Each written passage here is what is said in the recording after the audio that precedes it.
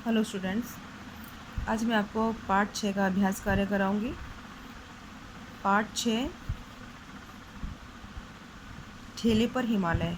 ठीक है, तो ठेले पर हिमालय पार्ट का आपको बाकी का कार्य एफएनबी में मिल चुका है, होमवर्क में मिल चुका है आपको। अब अभ्यास कार्य बचा था, हालांकि ये भी आपको मिल जाएगा।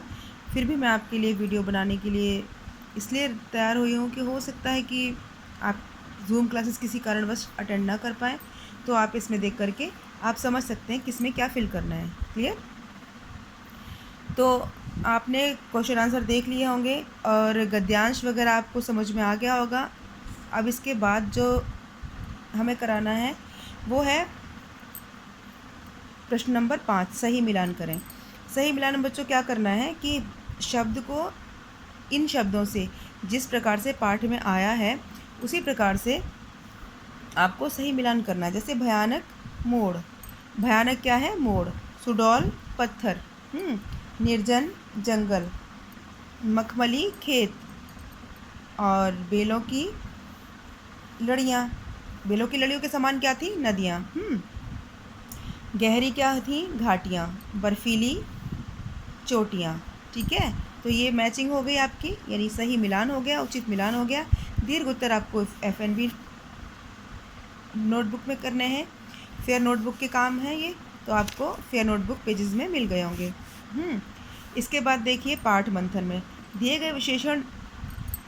गए शब्दों से विशेषण बनाएं। छाया शब्द है, इसे विशेषण बनाना है, छायादार बनेगा। हरियाली से हरा, दर्द से दर्दनाक, रंग से रंगीन, पत्थर से पथरीला, दिन से दैनिक, दर्शन से दार्शनिक और समय से सामयिक। क्लियर? अब देखिए रंग से रंगीन, समय से सामयिक, ये हो चुका।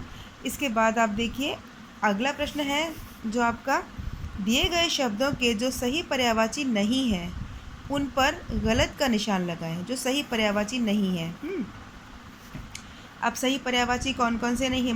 हिमालय का पर्यायवाची नगाधिराज है, बिल्कुल सही है। पर्वत सम्राट भी सही है, पर्वतमाला नहीं है, इस पर गलत का निशान लगा दिया। बर्फ का तुषार सही है, हिम सही है, तुमिन गलत है। पत्थर का प्रस्तर सही है, पाषाण सही है, लेकिन पाहुना गलत है। इसके बाद रास्ता का वाहिका गलत है, मार्ग और पथ सही है। जंगल का वन सही है, विपिन सही है, लेकिन उपवन गलत है। उपवन मतलब होता है बगीचा जिसमें बहुत सुंदर सुंदर फूल खिलते हैं। ठीक है, इसके आगे वाला पेज देखते हैं। इसके आगे वाले पेज में है आपका क्रिया। ठीक है, क्रिया के बारे में बताया गया है। क्रिया किसे कहते हैं?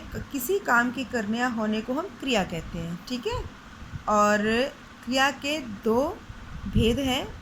मुख्य क्रिया के कितने भेद हैं? दो। पहला है अकर्मक क्रिया, दूसरा है सकर्मक क्रिया। अब अकर्मक क्रिया में क्या है? जो क्रिया कर्म रहित हो, अर्थात जिसमें कर्म ना हो, वो हो गई आपकी अकर्मक क्रिया।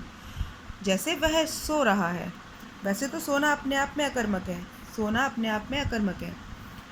और सकर्मक क्रिया कौन सी है? जो क्रिया कर्म सहित हो, अर्थात जिसमें कर्म भी हो। कर्म सहित मतलब कर्म हो। जैसे वह आम खाता है, वह हो गया सब्जेक्ट, खाता है हो गया क्रिया, तो क्या खाता है? आम खाता है, ये हो गया आपका ऑब्जेक्ट यानी कर्म। ठीक है, अब देखिए पहचान के लिए संकेत। पहचान के लिए क्या संकेत है? पहचान के लिए संकेत है कि जब वाक्य में प्रयुक्त क्रिया से किसे, किसको और क्या, इन शब्दों से अगर हम उत्तर मांगेंगे, क्रिया जिस वाक्य में से हम ये जानना चाहेंगे कि किस वाक्य में क्रिया सकर्मक है और किस वाक्य में क्रिया अकर्मक है, तो इन 3 प्रश्नवाचक शब्दों से उत्तर चाहेंगे। अगर उत्तर मिले तो सकर्मक क्रिया हो गई, और अगर उत्तर ना मिले तो कौन सी क्रिया हो गई? अकर्मक क्रिया। ठीक है, जैसे रवि पत्र लिखता है। अब हम कहते हैं रवि क्या लिखता है, तो उत्तर मिलता है पत्र लिखता है, इसलिए क्रिया कौन सी हो गई? सकर्मक। पत्र वाक्य में प्रयुक्त लिखता है क्रिया का सकर्मक है, मतलब कर्म के साथ है, कर्म है। अब बच्चा हंस रहा है, बच्चा अब क्या हंस रहा है? क्या हंस रहा है?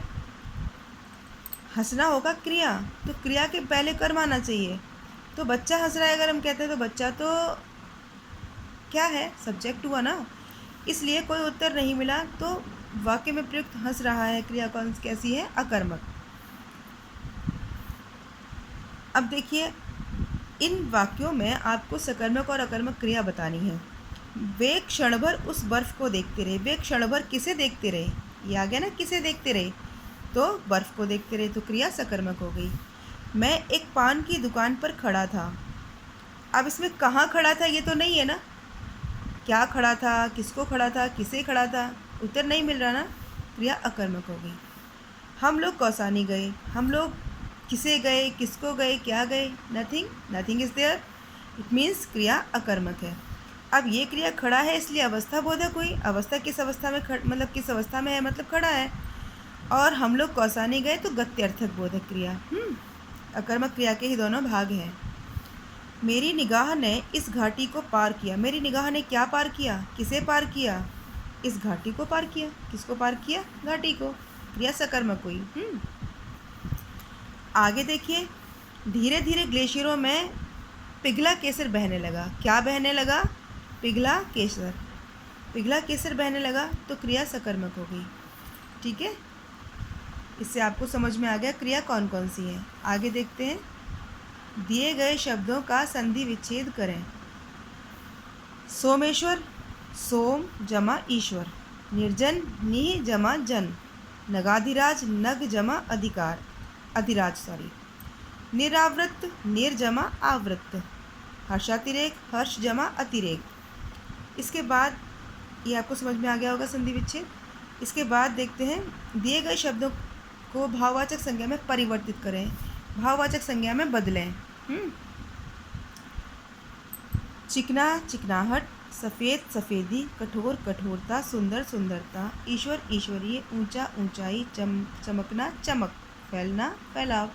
ये हो गया आपके भाववाचक संज्ञा में परिवर्तन हो गया इन शब्दों का। ठीक है, इसके बाद लास्ट प्रश्न है आपका कि ये जो दिए गए वर्ण हैं, संयुक्त वर्ण है जो दिए गए हैं, ये यहाँ पर इनसे शब्द बनाएं। तो पहले से व्यस्त, मस्त, चुस्त। दूसरे से व्यय, व्यायाम, व्यापार। तीसरे से घनश्याम, श्याम, श्यामा, उद्देश्य। और अगले से अन्य, जघन्य, मान्य, स्पष्ट, कष्ट, रुष्ट, अश्व, विश्व और श्वेत। क्लियर हो गया? तो अब आपका ये सारा का सारा अभ्यास कार्य पूर्ण हो गया। आपका पाठ 6 का अभ्यास कार्य पूर्ण हुआ। ठीक है, अब आपको हम अगले नया पाठ स्टार्ट करेंगे। अब हम तो नया पाठ स्टार्ट करने से पहले आपको इस पाठ के सभी वर्ड मीनिंग याद करने हैं, सारा अभ्यास कार्य पूर्ण करना है, सारे प्रश्नोत्तर पूर्ण करने हैं, FNB का वर्क भी पूर्ण करना है। अर्थात आपको पाठ 6 सर्वथा संपूर्ण करना है, उसके बाद हम आगे बढ़ेंगे। क्लियर? तब तक के लिए बच्चों बाय बाय।